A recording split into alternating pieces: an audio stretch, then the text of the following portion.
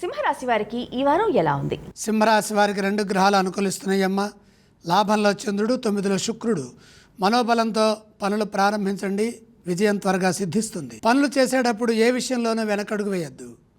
తీసుకున్న నిర్ణయాలు కట్టుబడి పనిచేయండి. ముఖ్యమైన కార్యాల్లో ఉత్సాహవంతమైన ఆలోచన విధానంతో కృషిని కొనసాగించండి. లక్ష్మీ కటాక్ష సిద్ధి బలంగా ఉన్నది. సంపదలు పెరుగుతాయి. శుక్రబలం చేత భాగ్యస్థ శుక్రయోగం వల్ల ఆర్థిక పరిపుష్టి లభిస్తుంది. 9వ స్థానంలో శుక్రుడు శుభాన్ని ఇస్తారు. స్థిర ధనాన్ని వృద్ధి చేస్తారు. పెట్టుబడులు లాభాన్ని ఇస్తాయి. మన దగ్గర ఉన్న ధనాన్ని పొదుపుగా వాడుకోవటం, కాపాడుకోవటం చాలా మంచిది.